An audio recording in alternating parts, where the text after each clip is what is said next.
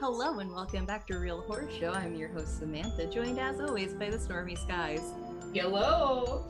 And speaking of stormy skies, Oh god. fucking Hurricane Ida has wrecked a bunch of shit. Thoughts and prayers to the people in Louisiana and Mississippi who are dealing with actual like catastrophic storm damage.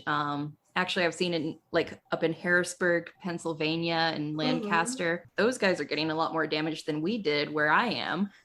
Yeah, like I'm totally dry over here. But like parts of Philadelphia are completely underwater. Oh my god. And like, you know what? It's bad in like New Jersey too, which is basically on the border of that side of the state. I thought it was going to be bad here. And it was for a few hours. We had a fucking tornado. Yeah, Jesus. Which never happens in Appalachia. Right. Yeah.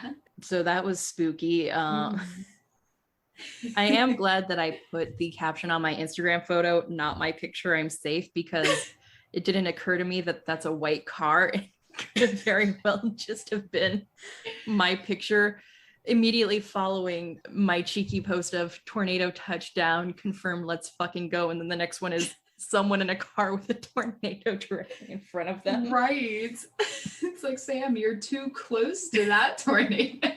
But as far as I'm aware, the tornado didn't actually do any damage. And shockingly enough, Bissett Park, which is near where I used to live and where I work, did not flood so far.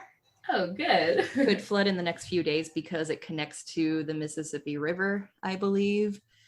But got off hella easy. Yeah, A few hours, but yeah, it like rained yesterday for like a bit, and that's it. It was just very mild here. Yeah. That's it. David was out driving with his younger sister because she's taking her driving test next weekend. Okay. And I didn't know where they were, and the tornado warning came at like 6:30, and I immediately messaged David, I don't know where you are, but please come home right now. Yes. There's a tornado on the loose. And then I immediately changed into my jeans and put tennis shoes on and put a bra on. Yep.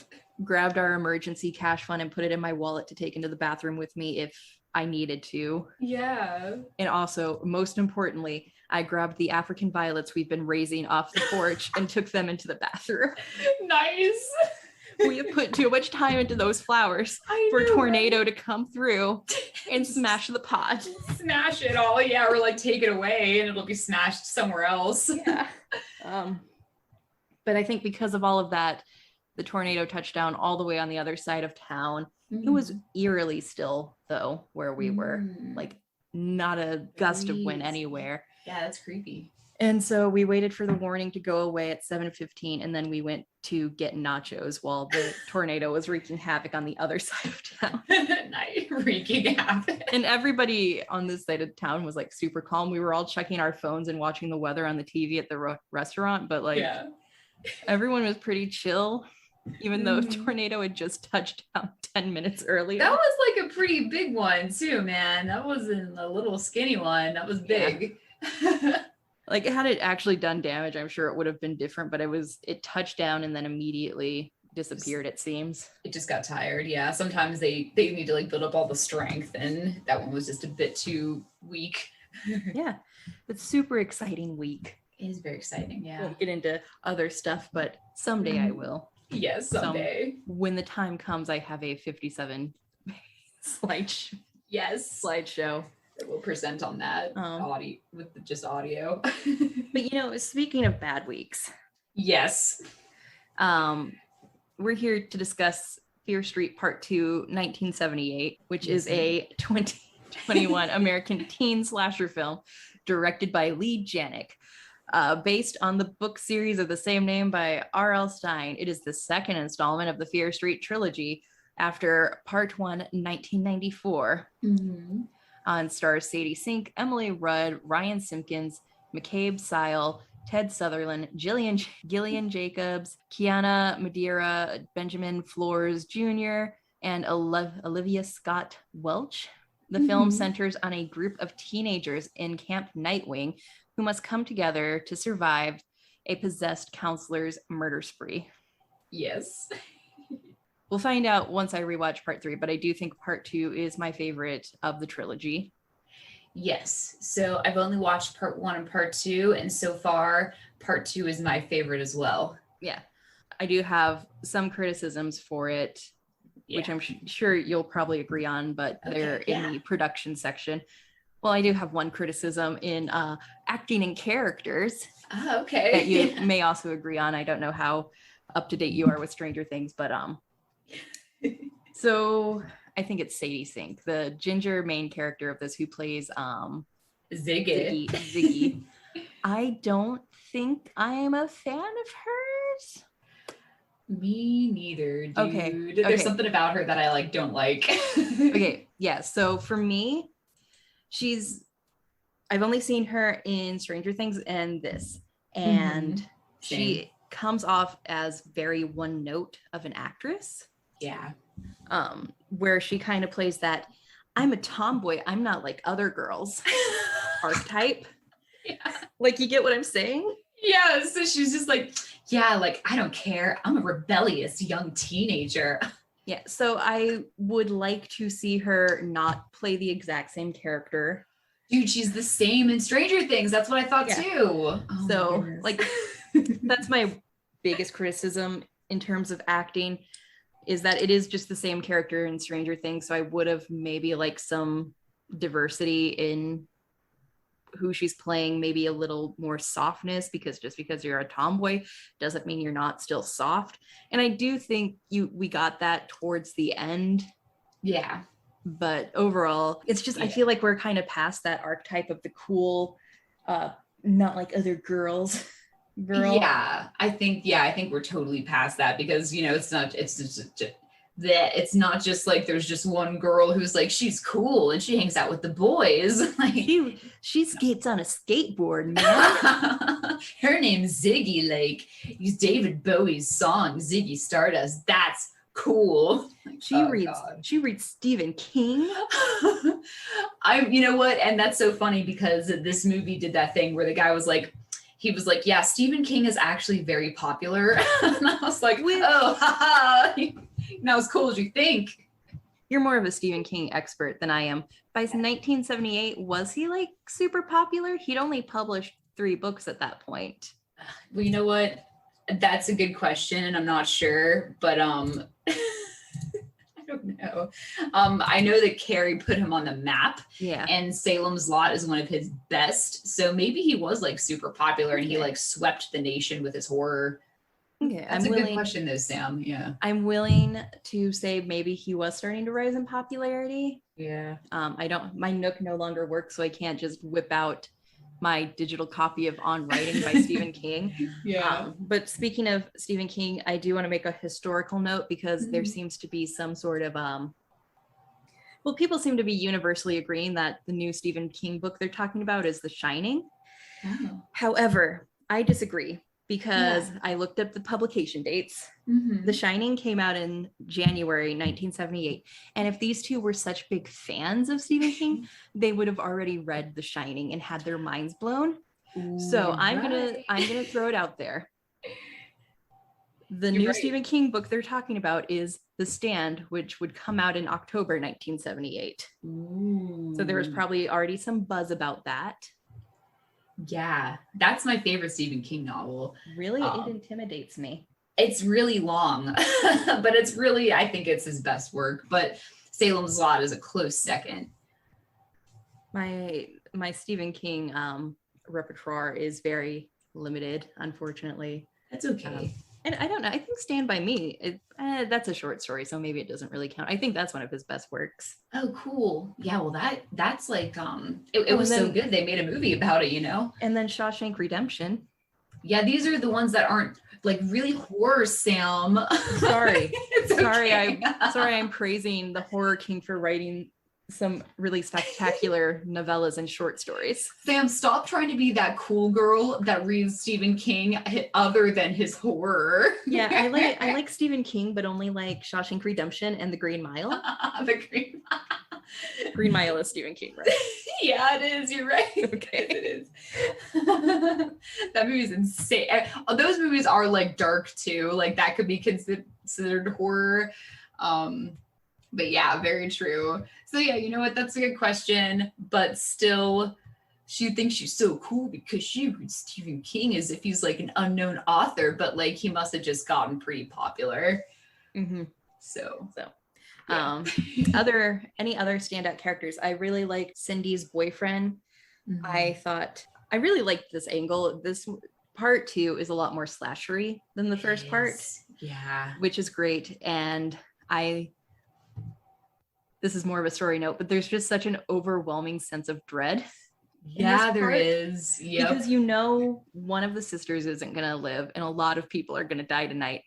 And there's nothing you can do about it. Like there's only one outcome. This isn't them traveling back in time to change the past.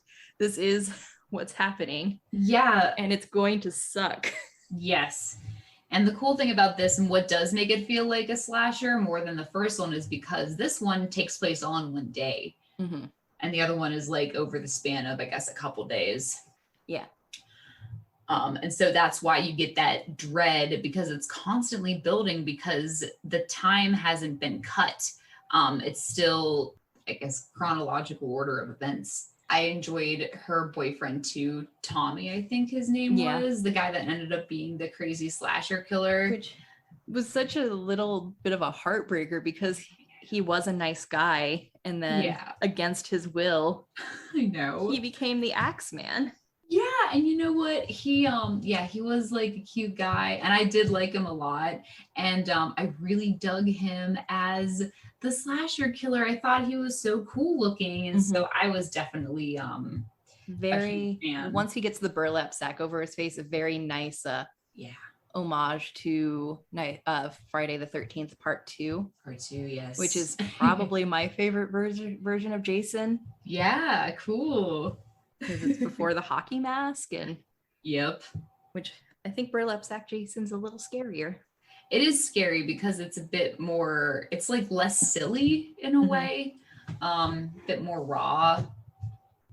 So yeah, burlap sack Jason is pretty cool with like the one eye hole. And when we saw the Axeman in the first part, and this was not the backstory I pictured for him.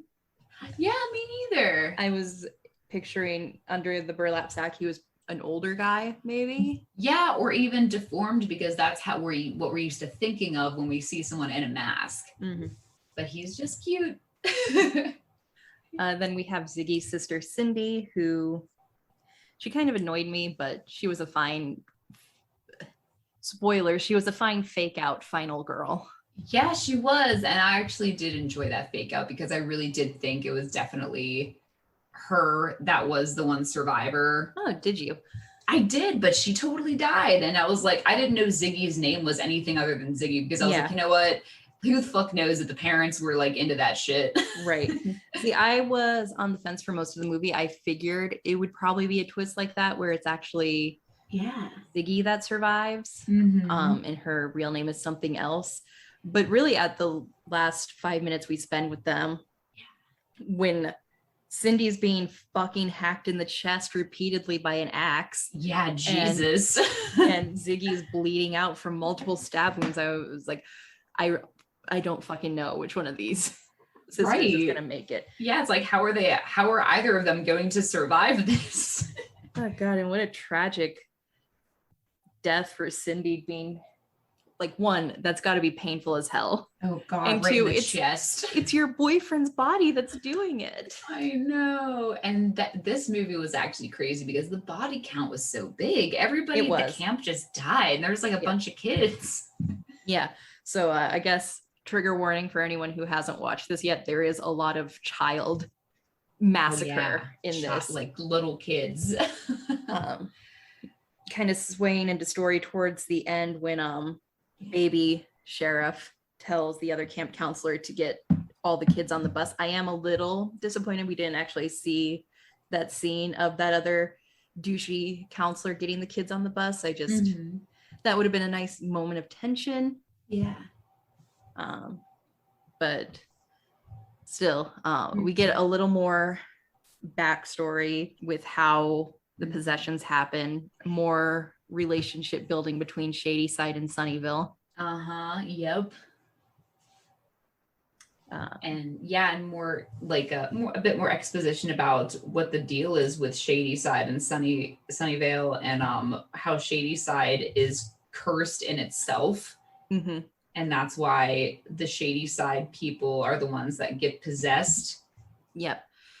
In fact, I don't think Camp Nightwing is in Shadyside, but it was still the Shadyside kids that the ghost was going after. Yeah, exactly. And Camp Nightwing is such a ridiculous name. Why would you take your kid to that camp with that name? Because it sounds scary. It doesn't sound too scary. It sounds cool. It sounds like, well, I guess if you're like Batman fan, that sounds like a Batman camp. And we also got a little more backstory to the time in 1950 something when the witch possessed that one girl, because her mom is the nurse at the camp. And she knows what's up. She knows what's about to happen. Because it was vaguely established in the first part. Names appear on the wall of who is going to be possessed next. And I guess she saw that it was going to be Tommy who's next. Yes, she did. And so she seemingly goes nuts and tries to kill him before he's able to kill anyone.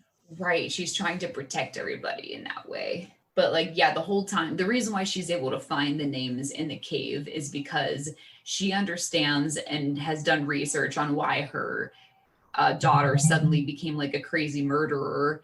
And she found out about the witch, and she ended up finding the cave, which is directly below the camp, which is where the witch like hangs out, I guess. It's just like this witchy cave, and that's where the names are. So she like has been dealing with this for many years, and she's done all this because the legend says that you need to connect the witch's hand with the rest of her body. And she found I think they said she found the body, but she never found the hand, or vice versa.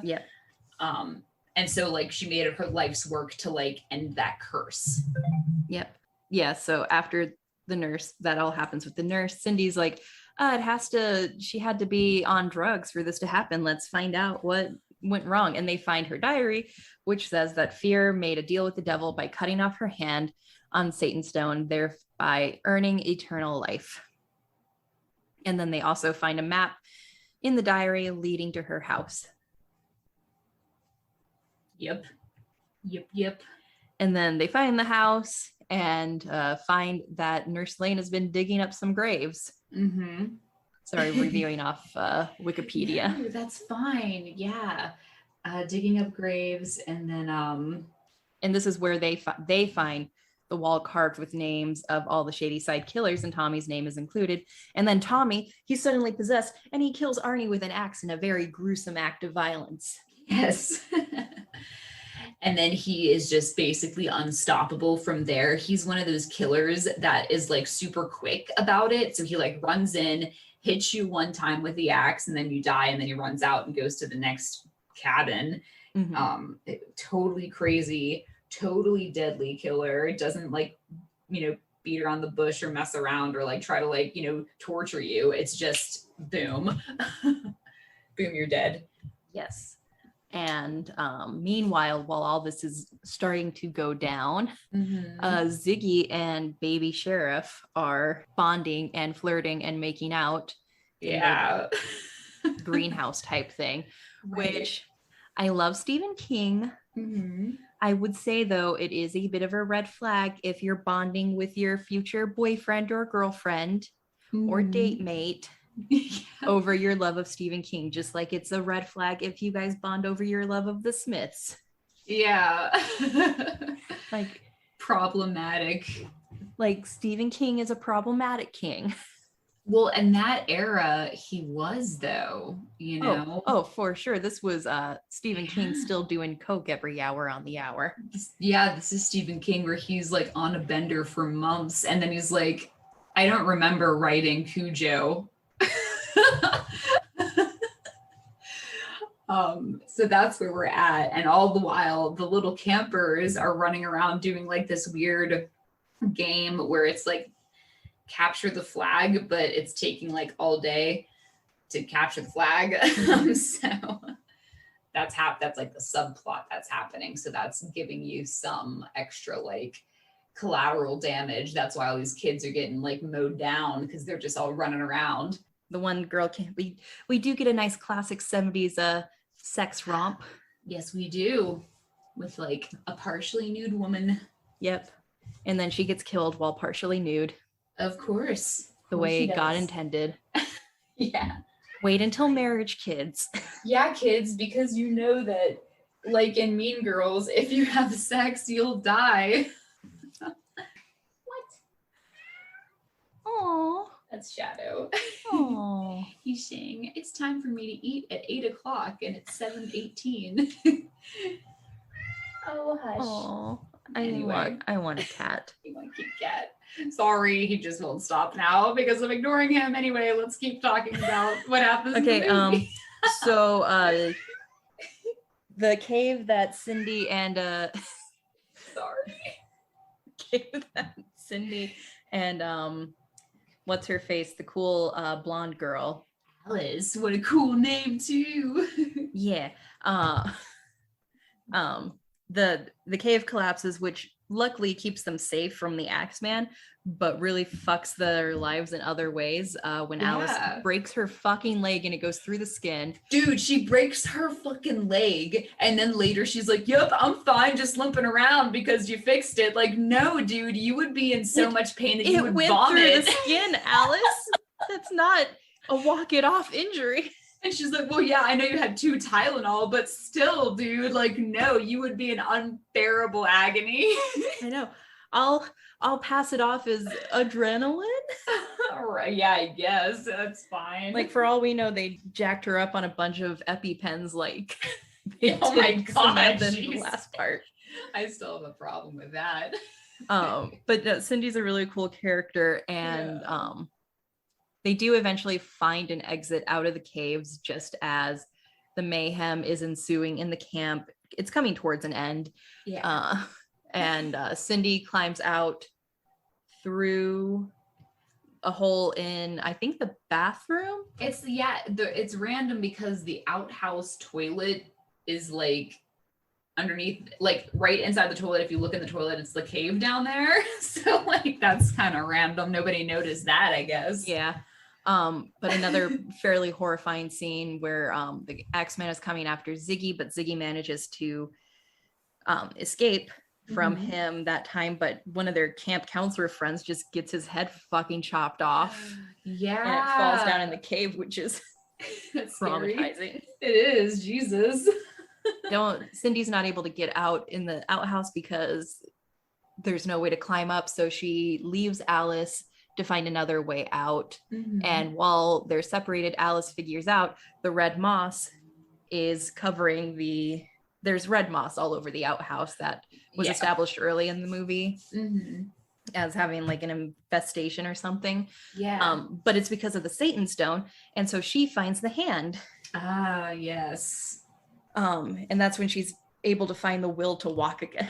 Yes, and she's like, I'm fine, I can limp fine, look at me go. And I'm just like, dude, no, it's not like you twisted your ankle.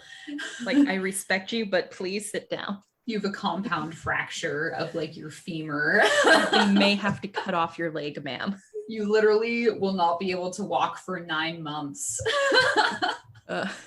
I mean, she doesn't have to worry about that, but no, she does not.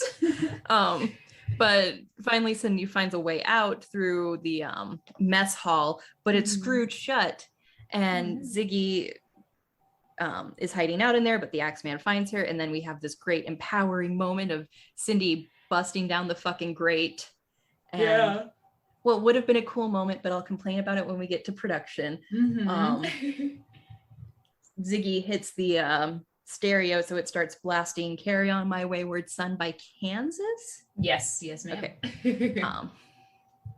I can't remember. I always get Kansas mixed up with another band. Well, there's Kansas, Chicago, a lot of different states and cities. Yeah. But that starts blasting, and it deafens the guy. He can't hear her move around now. Of course. And then right before he's about to kill Ziggy, Cindy comes up and stabs him a few times, and he's out for the count. And so far, it's fine. It's fine. It stressed me out for a while because I kept waiting for him to come back to life, but there was a good 10 minutes where he didn't. Mm-hmm. And so Alice was able to catch up to them, hobbling on her compound fractured leg. And they go through the diary, figure it out. This is when Ziggy touches the bones, making her a target. Yeah. They find where Sarah Fier's body is allegedly buried. Mm-hmm. Yep. But then I don't know. I don't want to accidentally spoil anything. But meanwhile, down in the death cave, all the blood from the victims is pooling together, and all the ghosts of the past serial killers come to life in a really cool little sequence. Yeah. The cave. It has this heart that's kind of makes it alive, it's an organ, and they grow out of that. It's so crazy. I really liked that sequence. I thought it looked really cool. That might have been one of my favorite things to watch too, because it did look great. So yeah. And it shows us where they come from. Yeah, it does, right? Because you're just where they come out of nowhere, they pop out of the ground, and if they come from that main heart area. It's awesome. And then the Axeman comes back to life. Yep. At long last. After and I knew it was coming because Alice gave this really heartwarming speech about how, of course, she's ready to make this sacrifice. She's not going to wait around. She's coming with them. And then he fucking chops her arm off and kills her. Oh my God. Then we get our final sequence where they're running through the rain to where her body's buried. They dig it up, but there's no body there. Yes. Which is why in 1994, returning all the bones didn't work, I think. Yeah, some weird business where it's just not quite there. Yeah, that things aren't what they seem. Yeah. And we get the final standoff moment where these two girls know they're about to die. So Cindy starts fighting for their lives to let Ziggy run. Yeah. But Ziggy doesn't make it very far before she's stabbed. And then they're both brutally murdered until baby sheriff comes and performs CPR on Ziggy, bringing her back to life. I don't know how that did the trick. I don't know if CPR works on I don't wounds think and it does. bleeding out. In fact, I think you're right. I think it It might makes it be worse, right? worse because you're pushing it out. You're pumping the heart. Let me ask my nurse. Yeah, I can ask Luke real quick. Do you want me to ask him right now? Yeah, let's get some differing medical opinions in the chat. Okay. Luca?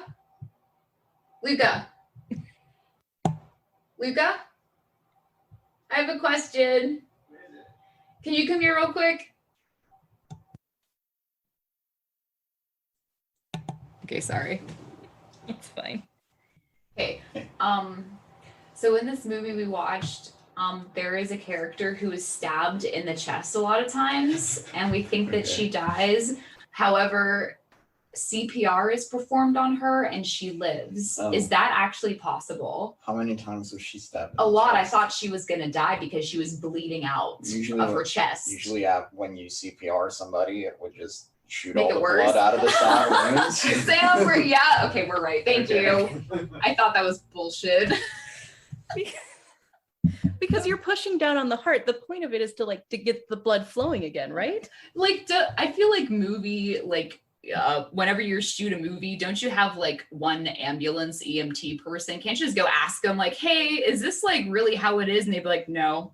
Yeah, I feel like in that case, wouldn't you? He didn't have.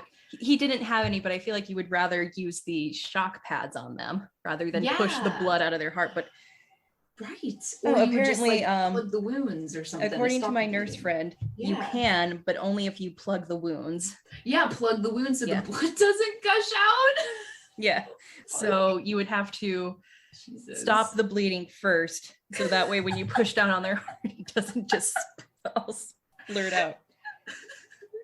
Like I know there's a lot of steps to take to make sure she would survive, and they didn't take any of them, and yet she's still. That's why I thought she was totally gonna die.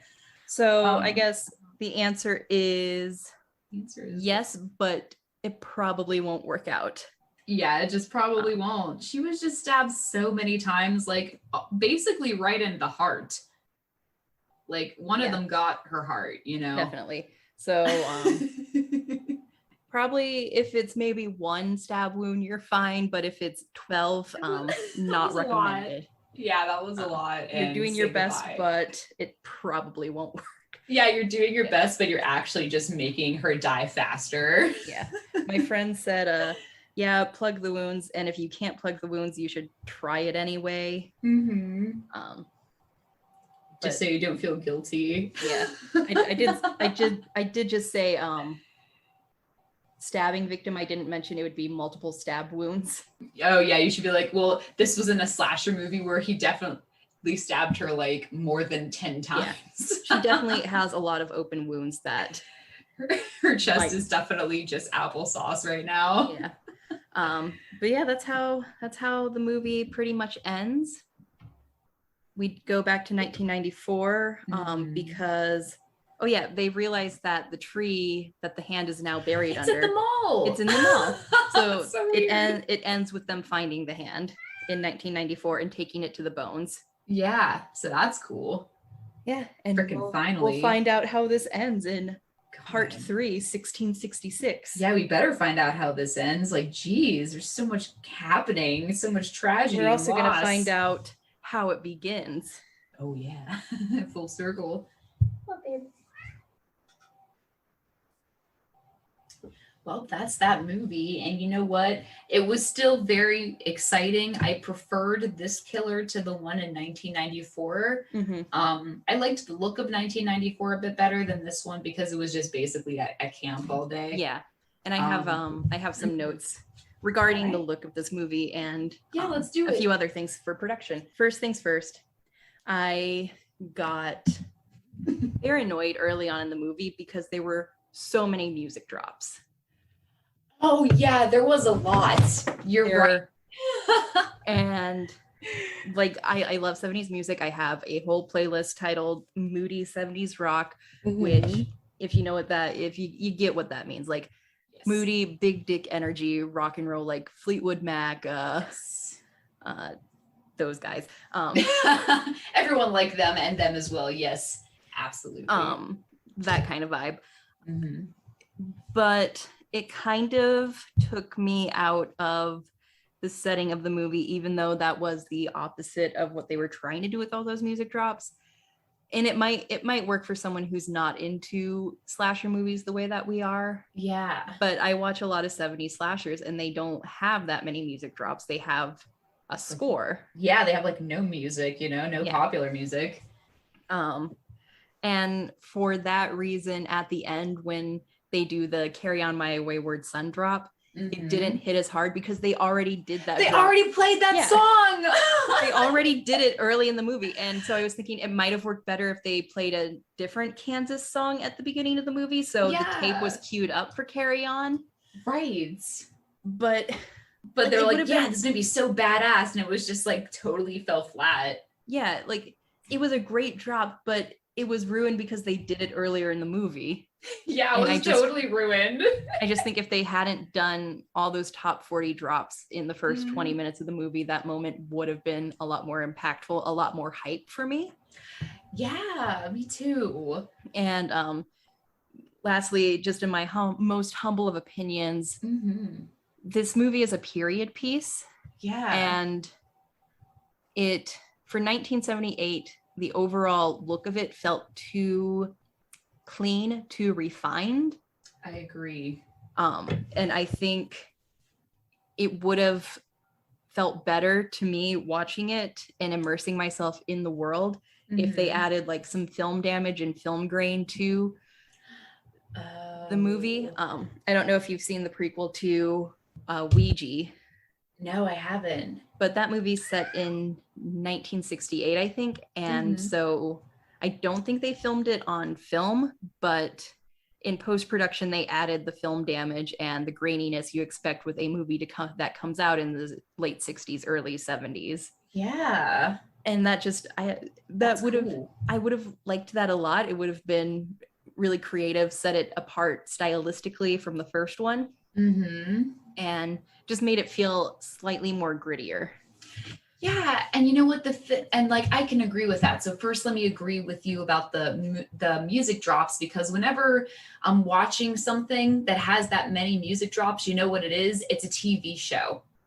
You know, every scene, it's a new popular song, and I don't want that constantly, because you're right, it does take me out of it. I'm like, okay, I'm paying attention to the song now. Is this a music video? And then moving on from that, regarding the way it looks, you're right. It was totally just modern. Everybody was just wearing, you know, their 70s clothes with like 2021 equipment used to film. And whenever I think of something that's being filmed in the 70s, the first thing I think of is like any of the Texas Chainsaw Massacre movies, even the newer ones, because even the newer ones try to scale back the coloring so it just looks old. Yeah. They didn't even do that. It was just like traditional looking. Yeah. And Halloween, I think, had a higher budget than Texas Chainsaw. I think those two movies get compared a lot in regards to which one has aged better. And I think they've both aged equally as well. But Halloween still had a grittiness to it. It did. You know, somber coloring. It felt slightly too idealistic in terms of the coloring for this movie. Right. So we should have had some grittiness, some film grain. Everything was too sharp, too high def, high res, whatever it is now. Like even with the controversial 2003 remake of Texas Chainsaw Massacre, that movie is still very gritty. Like I've talked about it before. You can feel the fucking heat and humidity off these characters. That's the exact one I was thinking of when I think of how, even though it's like more new, they still try to like make it look old and sick and hot in Texas. Yeah, you know what I mean? And we can thank the cinematographer of both the original and the remake, because it's the same cinematographer for both, and he wanted to book in his career with both those movies. Right on. And I think they should have taken like notes from the 2003 remake of Texas Chainsaw Massacre. Yeah. Yes, absolutely. And you know what? That would have really probably made a world of a difference for sure. Okay. And my nurse friend Abbey pretty much agrees with us that yes, you'll push the blood out, but even if they have 5 stab wounds in their chest, you still want to try to help them. Yeah. You do what you can until you stop. So I guess he was in the right state of mind when he did it, but and then miraculously she just lived. So good for him. So I guess I recommend it so you can tell the coroner you did everything you could. Yeah, exactly. You don't want to be that guy. It's like, oh well, did you try CPR? It's like, no, I didn't think I was supposed to. Me being me, I would have just told the guy, she has 5 stab wounds. Yeah, it's like she has 5 stab wounds, dude. Like I don't think that's gonna work. But yeah, those were my only big critiques, is that stylistically they could have separated it more from 1994. 1994 looked great. Yeah, it really fit that time period. This one they could have done a little more in post-production with some effects to make it look like it was made on film, little grittier, not as idealistic, because I get that they want to go for maybe an idealistic look in the beginning, but we already know what's going to happen, so you don't need to give us that false sense of security. Yeah, exactly, because of how these movies are, how the story is told. Yeah, I feel like, you know, it got to the editing room and it was just kind of like passed along and nothing was really done with it. All right. Yeah. Yeah, so we'll see when I rewatch 1666, but despite my criticisms, this is my favorite. It is brutal. It's got an overlayer of dread to it because, there's no hope for a lot of these characters. Yeah, you just don't know who to look at. Yeah. And you don't want to like them because they're going to die, but then you got Alice, who's just a sweetheart hobbling along on her compound fracture. Yeah, on her compound fracture. You should ask your nurse friend, like, hey, if your bone breaks and comes out of your skin, can you just push it back in with your thumb and be good? The answer is probably no. Oh, but yeah. Any other notes on production? I don't think I have any more. Yeah, me neither. We can talk a little bit about the realistic aspects of this movie, because there actually is a lot going on personally with these characters. Yeah. Summer camp is horrifying. I can say that as a former camp counselor. Yeah, dude, just like being at summer being camp. Responsible for the lives of children. Who decides that 16-year-olds should do that? Oh my God, I know, right? That's such a good point. They can't even look after themselves, let alone other kids.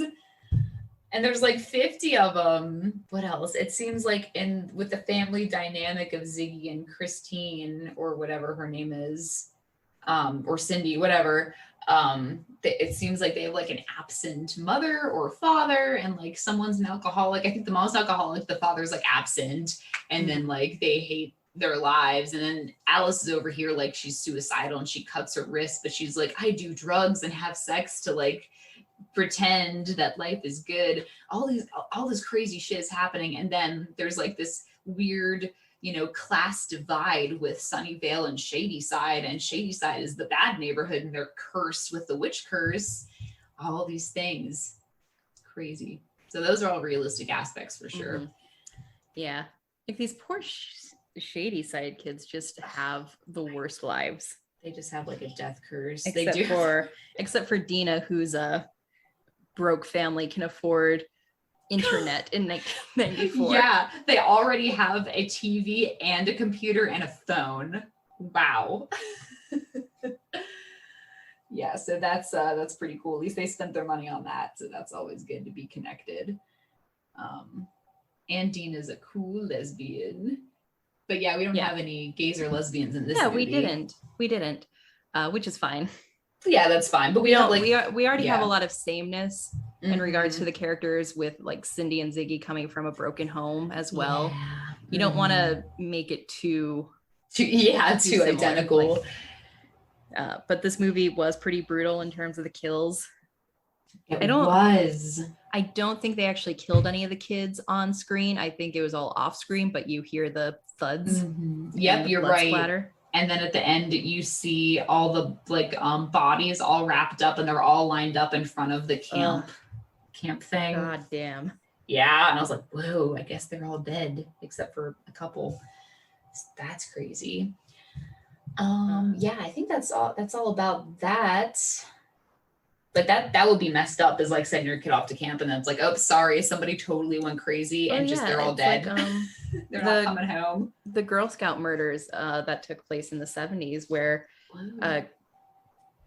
like Girl Scout troop went camping and like 6 of them were brutally murdered in the middle of the night. Really? Yeah.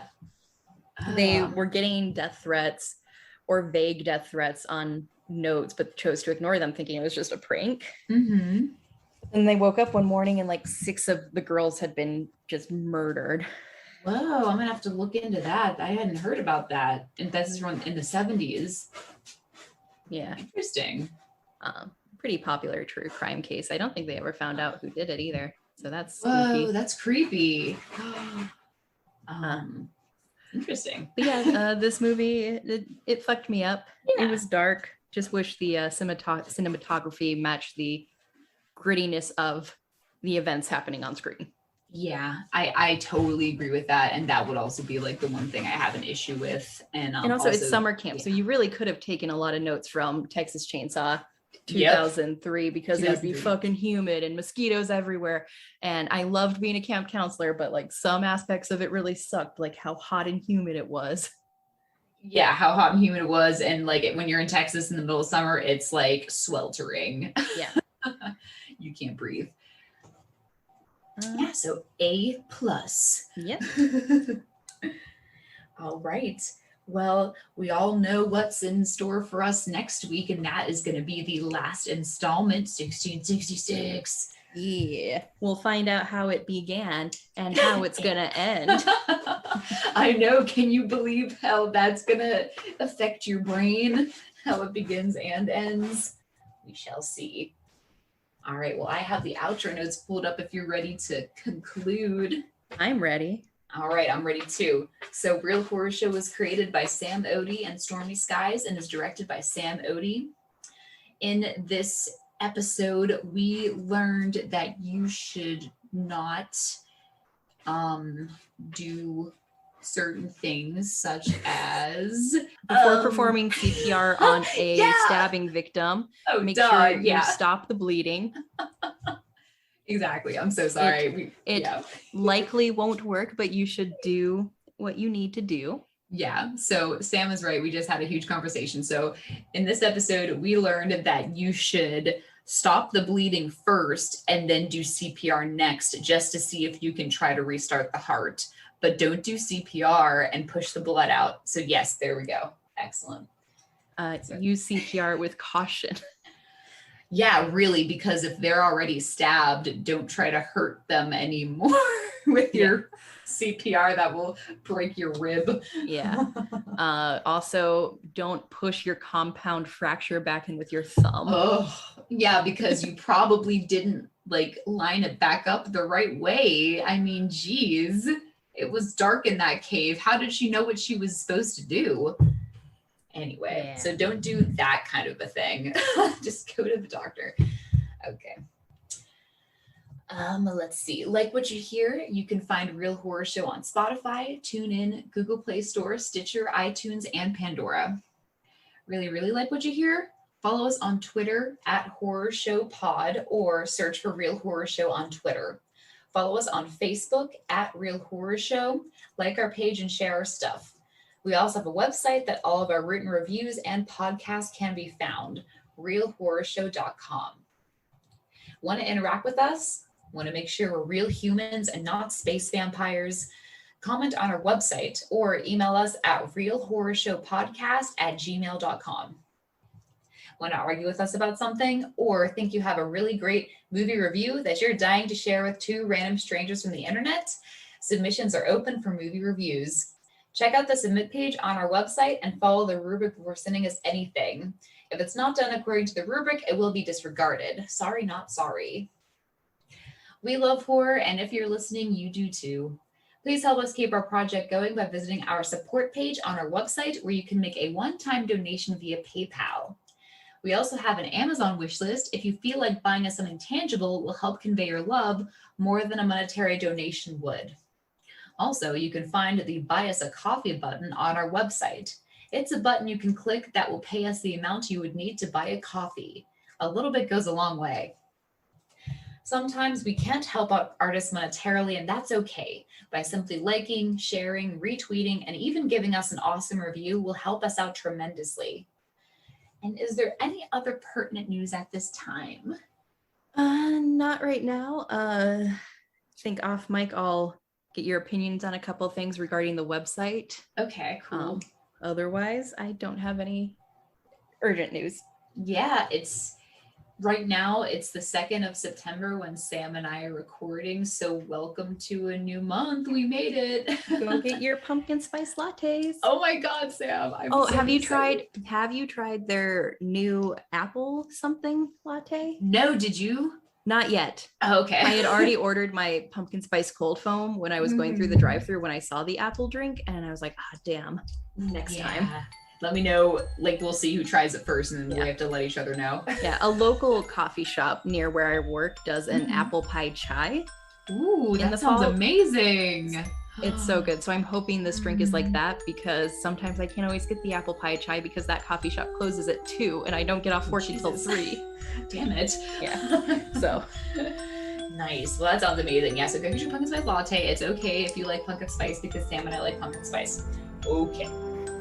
And our outro song is called Creepy Doll by Jonathan Colton. Thank you, fuck off, and have a swell evening. And this is Real Horror Show signing off. Bye. Bye bye. And there's a creepy doll that always